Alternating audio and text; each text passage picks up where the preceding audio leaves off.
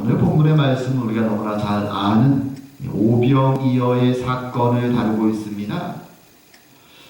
우리가 복음서가 4권이 있는데 이 4권에 모두 다 다루는 사건은 사실 이 오병이어 사건밖에 없다고 말할 수도 있습니다. 여러 기적과 이적이 있지만 오병이어만큼은 요한복음과 나머지 공간복음에 다 기록이 되는 아주 유명한 사건이죠. 오병이어. 그래서 이 타이틀이 굉장히 유명하기 때문에 우리가 아는 것처럼 여기저기서 오병이어라는 타이틀을 굉장히 많이 씁니다. 심지어 토론토에는 오병이어 떡집도 있죠. 오병이어 그러면 축복과 번영과 풍요함에 아주 넘쳐나는 그 풍요로움의 상징처럼 사람들이 생각해서 복된 이름이기에 이 타이틀을 여기저기에 굉장히 많이 씁니다.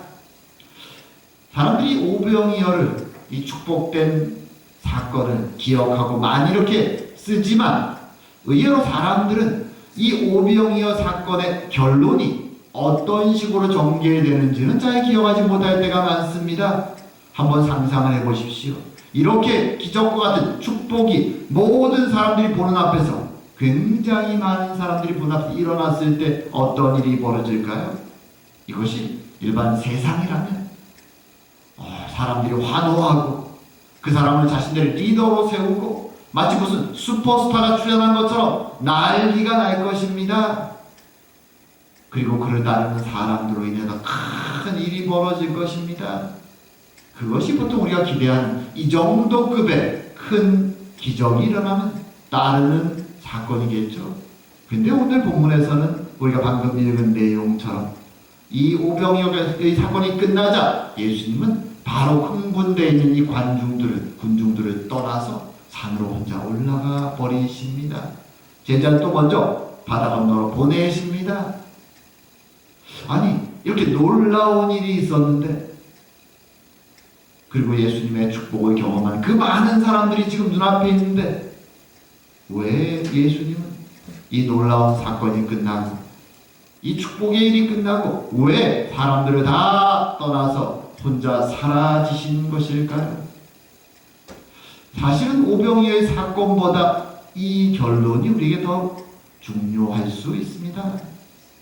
단순히 오병이어의 축복만을 기억하는 것이 아니라 왜 이 사건이 예수님이 떠나셔야만 됐는가? 이것을 기억하는 것이 의미가 있죠. 오늘은 그래서 오병이어의 의미와 주님이 떠나신 이유가 무엇인가 한번 저희들이 생각해 보면서 주님이 우리에게 주시는 메시지를 나눌까 합니다. 자, 오병이어의 사건, 오늘 본문을 시작할 때 읽으면서 보셨나 모르겠는데 6월절에 가까웠을 때 일이 벌어졌다 이렇게 말합니다. 6월절. 자, 사실 이 사건은 우리가 6월절이란 절기를 잘 기억하면 예수님이 돌아가셨을 때도 6월절입니다. 예수님은 33년 정도를 이 땅에 살아가시는데 그 중에 마지막 3년을 저희가 공생애라고 말하죠. 퍼블릭 라이프. 그래서 백성들을 위해서 복음을 전하고 살았던 이 3년의 사역이죠. 오늘의 6월절은 돌아가시기 바로 1년 전 마지막 3년 중에 마지막 1년을 시작하는 시즌입니다. 어떤 면에서 예수님이 더 결단하고 이제 십자가의 길을 걸어가기를 시작하시는 예수님 마음속에서는 더 비장함이 있는 그런 시즌이 이제 시작되는 것이죠. 예수님은 때로는 예루살렘에 있는 유다 지역에서 사역하시기도 하시지만 오늘 본문에는 갈릴리 호수 주변 본인의 고향이고 제자들의 고향인 이 지역에 와서 다시 사역을 하십니다. 그것이 이 오병이어 사건이 벌어진 배경입니다. 오병이어 사건을 잘 보면 몇 가지 중요한 포인트가 있는데 그 중에 첫 번째로 눈에 띄는 것은 무엇인가 하면 예수님께 몰려오는 사람들의 절박함입니다. 오늘 본문을 꼼꼼히 읽고 또 같은 사건을 다루는 마태, 누가, 마가복음의 내용들을 잘 살펴보면은 사람들은 굉장히 절박함으로 갈릴리 호수 근처에 사는 사람들뿐만 아니라 사방에서부터 예수님을 따라 다닙니다. 몰려옵니다. 예수님이 식사를 하실 시간도 없을 정도로 사람들이 엄청나게 몰려옵니다. 너무 많아서 식사하시기 위해서 이쪽으로 피하는 또 잠시 뒤에 사람들이 몰려옵니다. 오늘 본문에 보면 이 사람들은 그렇게 몰려다니면서 자신들이 먹을 식사도 제대로 준비하지 못하고 절박한 형태로 예수님을 따라갑니다. 거기는 많은 이유들이 있습니다. 1차적으로 성경이 언급하는 이유는 자신들이 가지고 있는 병 때문에 예수님께 왔다라고 말합니다. 고대에도 그렇고 오늘날에도 그렇고 병이 많습니다. 오늘날은 병원이 많이 있어 사람들을 치료하지만 고대에는 병원이라는 게 없었죠. 민간의 방식으로 돈이 없는 사람들은 버티다가 죽음을 맞이하는 일이 허다했습니다. 큰 문제죠. 그리고 사람들은 지금 로마의 통치 속에 있습니다. 있는 자와 없는 자의 사이가 더 벌어지는 비극적인 일들이 사방에서 벌어지죠. 사람들의 삶이 절박합니다. 절망 속에 있습니다. 어떤 사람은 육신의 문제로, 어떤 사람은 심령의 문제로, 그리고 어떤 사람들은 위대한 스승을 만나서 뭔가 이 상황을 바꿔보기 원하는 희망을 가지고 여러 종류의 사람들이 다른 어느 곳에서도 희망을 발견할 수 없기에 절망 속에 있다가 예수님의 소식을 듣고 예수님께 몰려오는 것입니다. 그들은 돈도 없습니다. 가진 것도 없습니다. 희망을 찾아 그들은 달려오는 것이죠. 절박함으로. 사실 이런 절박함을 살아가는 사람들의 모습은 이 시대에 우리가 보면 조금 생소해 보일지 모르지만 고대 사회 속에서는 아주 일상적이죠. 문명이 발달하지 못했던 과학 문명이 없었던 고대 시대에 폭력이 넘쳐나고 전쟁이 넘쳐났던 고대 시대, 기근도 넘쳐나죠. 사람들은 두려움 속에 살아갑니다. 질병에 대한 두려움, 전쟁에 대한 두려움, 그리고 가진 자, 소수의 가진 자들의 폭력에 대한 두려움.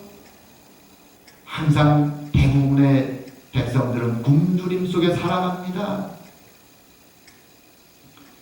그런 것이 역사죠. 인류의 역사입니다.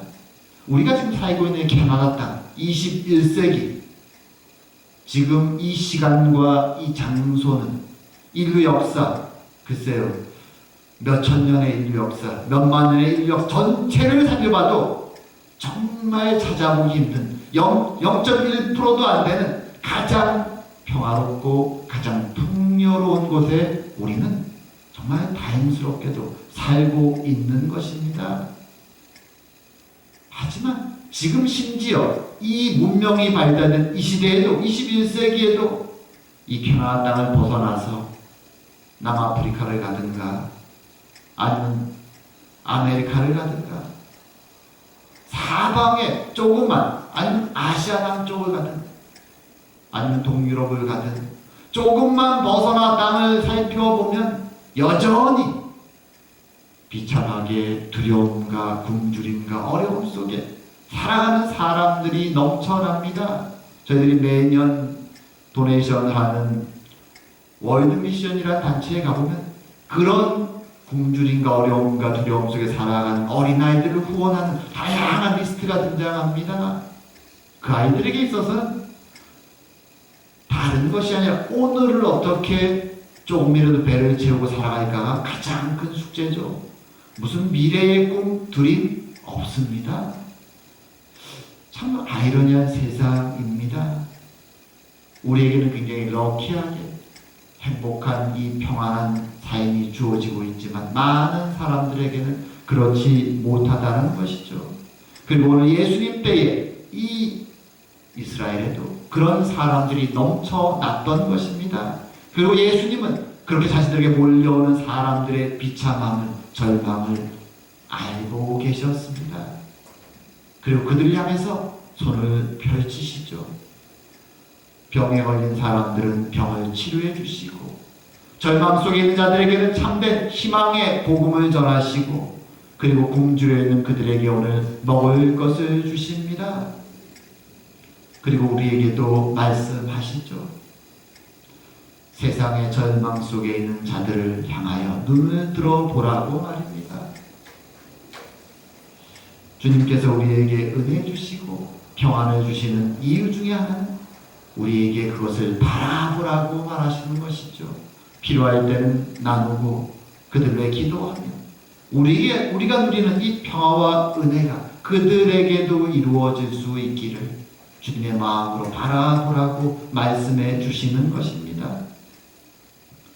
이 오병이어의 사건에서 우리는 첫 번째로 그 주님의 마음을 절망에 빠져 살아가는 사람들과 그리고 그들을 바라보시는 주님의 마음을 생각하는 것이 필요합니다. 두 번째로 오늘 이 사건에서 우리가 바라보게 되는 것은 이 기적이 어디서부터 시작되는가 하는 것이죠. 오늘 이 기적은 오병이어라는 그 조그만 소년의 도시락에서부터 시작됩니다. 사실 예수님은 성경에 보면 다양한 기적을 일으키십니다. 예수님의 능력이라면 성경에 드러나는 그 많은 기적들이라면 충분히 마치 모세가 광야에서 하나님의 은혜로 이스라엘 백성들에게 보였던 것처럼 만나와 메추라기를 하늘에 떨구시며 그 많은 사람들, 오늘 본문에 보게 되면 남자만 5,000명입니다. 그 얘기는 그 자리에 있는 사람이 2만 명이 넘어갔다라는 것이죠. 굉장히 많은 인원이죠. 2만 명. 그 많은 사람들을 먹이기 위해서 그저 한 번에 만나를 떨구시면 더 쉬운 것 같은데 주님은 그렇게 하시지 않습니다. 어떤 사람의 생각에는 아니 그 조그만 소년의 조그만 도시락은 그냥 그 소년이 먹게 주시고 주님이 기적을 행하시면 될 텐데 왜 굳이 그 조그만 소년의 도시락을 받으셔서 그렇게 행하셨을까 의문을 품기도 합니다. 하지만 이것이 하나님이 일하시는 방식입니다.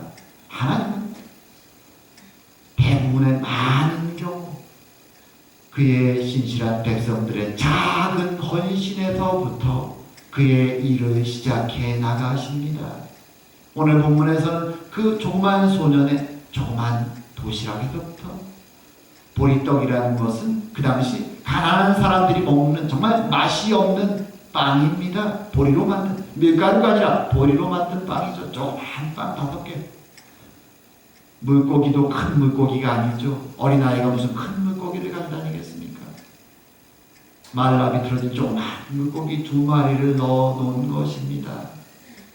가난한 소년의 소박한 도시락이죠. 하지만 그 아이가 주님의 말씀을 듣고 그 도시락을 내놨을 때 예수님은 그것을 받으시고 그 작은 아이의 아름다운 마음에서부터 하나님의 놀라운 기적을 이루어 나가시는 것입니다.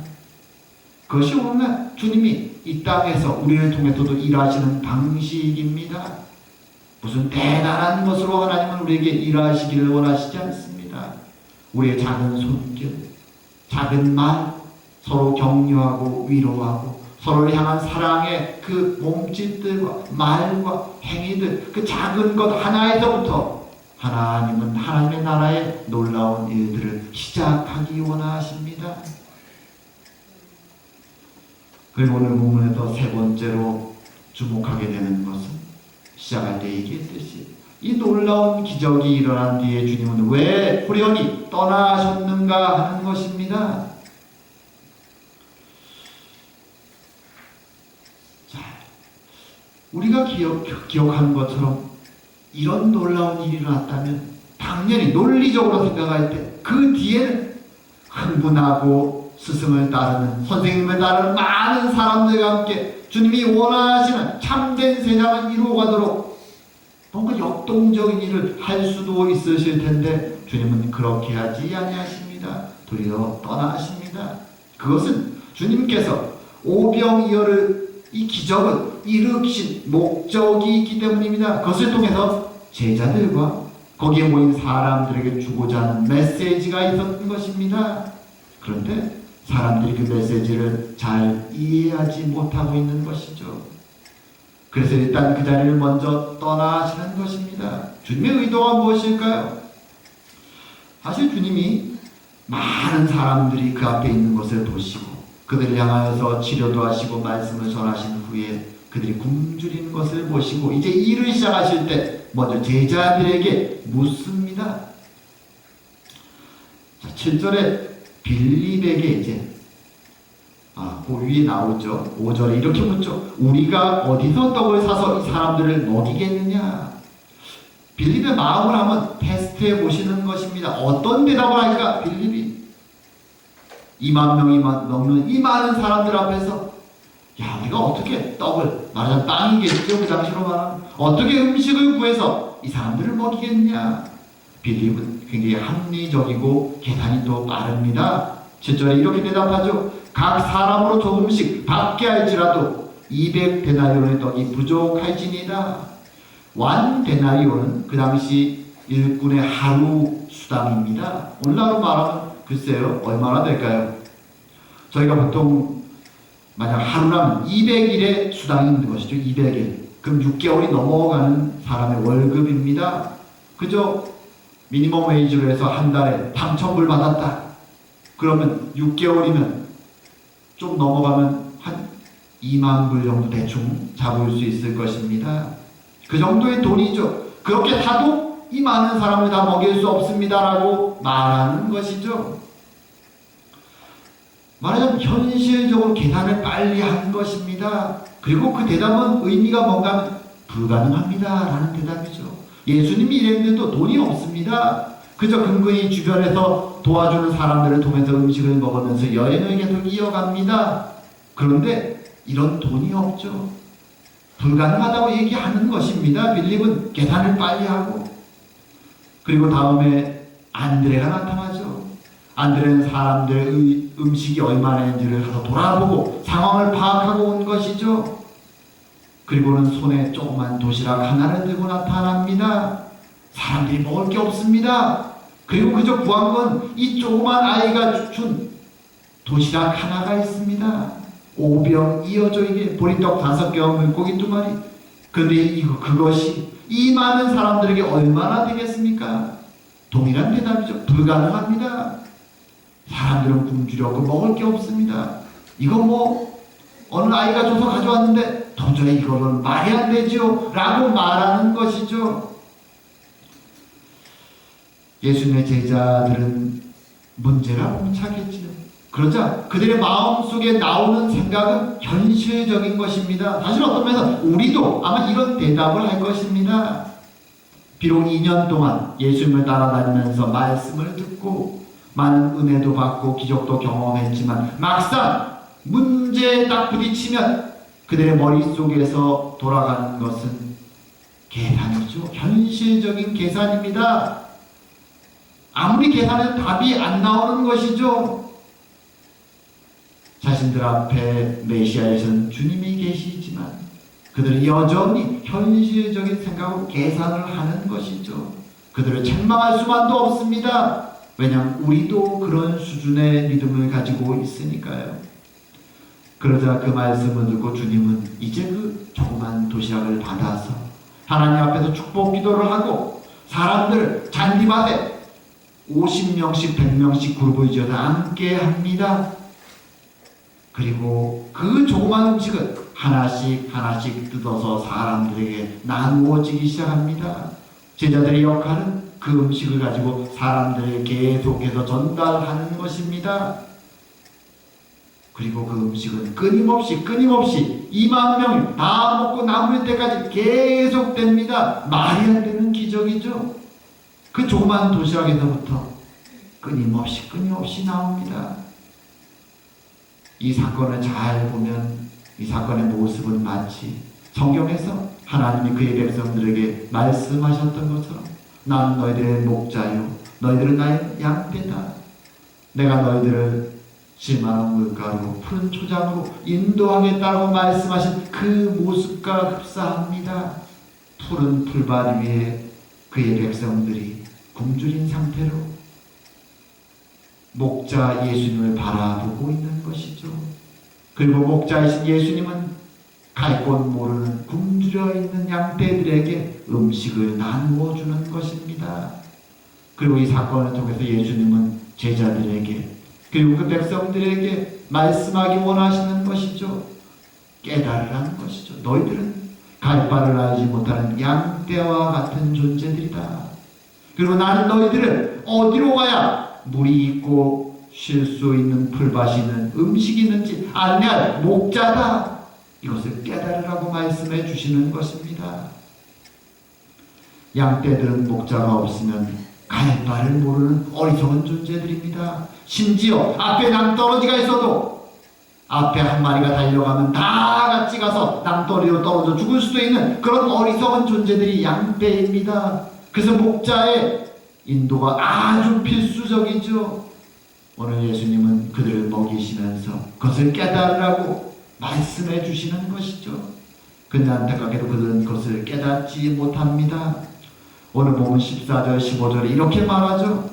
그 사람들이 예수께서 행하신 이 표적을 보고 말하되 이는 참으로 세상에 오실 그 선지자라 하더라. 그러므로 예수께서 그들이 와서 자기를 억지로 붙들어 임금으로 삼으려는 줄 아시고 다시 혼자 산으로 떠나가시니라. 그들이 한 가지 깨달은 건 있습니다. 아, 세상에 오실 그 선지자. 이것은 구약의 모세가 한 표현 중에 나옵니다. 내가 떠나가면 언젠가 나이 되는 하나님이 그 선지자를 보낼 것이다. 이것은 메시아를 표현하는 하나의 표현 중에 하나입니다. 깨달은 것이죠. 하나님이 보내신 메시아구나. 그런데 그 다음 스텝이 잘못됐죠. 하나님의 메시아가 왔다는, 자신들은 갈 바를 알지 못한 양떼라는 것을 깨달았다는, 목자의 뜻에 순종하며 그분의 말씀에 따를 준비를 해야 하는데 그들은 마치 양떼가 아니라 늑대처럼 예수님을 붙잡고 왕으로 삼아 그분의 은혜를 통하여 잘 먹고 잘 살 길을 찾기를 원했던 것이죠. 그들은 늑대처럼 주님께 달려 나오고 있는 것입니다. 자신들의 욕망을 채워줄 자로 예수님을 바라보고 있는 것이죠. 자신들을 참된 쉴터로, 참된 생명의 길로 인도할 목자로 바라보는 것이 아니라 자신들의 비어있는 욕망을 채워줄 대상으로 바라보고 달려나오는 것입니다. 그러기에 예수님은 실망하시며 지금 그 자리를 떠나실 수밖에 없었던 것입니다. 그리고 주님은 이 메시지를 통하여서 제자들에게 그리고 우리들에게 묻고 계신 것입니다. 과연 너희들은 무엇을 바라보고 나를 따라오고 있는가? 생각해보라고 우리에게 질문하고 계신 것입니다. 세상은 항상 필요를 가지고 있죠. 배고픔과 굶주림과 욕망으로 넘쳐납니다. 하지만 더 중요한 것은 무엇인가? 그 문제들이, 그 많은 문제들이 도대체 어디서부터 왔는가 하는 것을 깨닫는 것입니다. 배고픈 사람에게 밥을 준다고 문제가 끝나는 것이 아니죠. 도대체 범죄와 다툼과 전쟁과 살인과 그 모든 문제들이 어디서부터 오는가? 주님은 그것을 그들에게 깨닫게 하기를 원하십니다. 인간의 죄와 욕망에서부터, 끊임없는 그 욕망에서부터 다툼과 전쟁과 싸움이, 그리고 그것으로 말미암아 핍박과 고통과 두려움이, 가뭄과 어려움들이 생겨나는데 사람들은 여전히 깨닫지 못하고 생명의 길을 인도하실 주님을 바라보고 따라가기보다는 나의 욕망을 채워줄 대상으로 바라보고 달려가고 있는 것이죠. 오늘날도 그런 식으로 신앙생활하는 사람들이, 세상을 살아가는 사람들이 넘쳐납니다. 그래서 오늘도 주님은 이 말씀을 통해 우리에게 질문을 던지는 것이죠. 우리의 모습을 돌아보라는 것입니다. 과연 우리는 무엇을 향해서, 무엇을 위해서 주님을 따라 달려가고 있는가? 이제 말씀을 맺을까 합니다. 오늘 본문에는 절박함으로, 절망 속에서 희망을 찾아서 예수님께 달려오는 사람들이 등장합니다. 2만 명이 넘는 엄청나게 많은 사람들이 절망 속에서 유일한 희망으로 예수님을 향해 달려 나옵니다. 예수님은 그들의 절망을 하셨고 그들의 마음속에 육신의 어려움을, 안타까움을 아셨습니다. 그래서 그들을 치료하셨고 희망의 복음을 선포해 주셨고 그들의 육신을 기적의 오병이어 사건으로 채워주셨습니다. 하지만 그럼에도 불구하고 사람들은 자신들의 양떼임을 깨닫고 목자는 주님을 따르는 것이 아니라 마치 늑대처럼 주님께 달려와 자신들이 원하는 것을 채워주기를 기대했습니다. 그 모습 앞에서 주님은 안타까워하시며 그 자리를 떠나실 수밖에 없었습니다. 주님은 그래서 이 말씀을 통해 제자들에게, 사람들에게, 그리고 우리에게 질문을 던지고 있는 것이죠. 너희들은 무엇을 원하며 나를 따르고 있는가? 지금 예수님은 마지막 1년을 앞두고 있죠. 너희들의 생명을 죄에서 평화로 구원하기 위해 나는 십자가의 길을, 죽음의 길을 바라보며 지금 나아가고 있는데 너희들은 무엇을 바라보며 나를 따라오는가? 우린 이 예수님 앞에서, 이 말씀 앞에서 주님의 십자가를 향해 걸어가는 그 주님을 바라보면서 우리가 바로 길을 잃고 방황하는 어리석은 양떼임을 깨닫고 우리의 참된 목자 대신 자신의 목숨을 걸고 우리를 생명의 길로 인도하시는 푸른 초장으로 인도하시는 그 주님을 따라가는 그런 자들이 되어야 될 것입니다. 참으로 올 한 해도 주님의 은혜로 말미암아 그것을 결단하고 하루하루 주님과 동행하며 그 길을 걸어가는 저와 여러분 되기를 주의 이름으로 축원드립니다. 기도드리겠습니다. 사랑과 은혜의 하나님 아버지, 오늘도 절망과 어려움 속에 빠져있는 그의 백성들을 위해서 은혜와 기적과 말씀을 선포하시는 주님의 모습을 목격했습니다.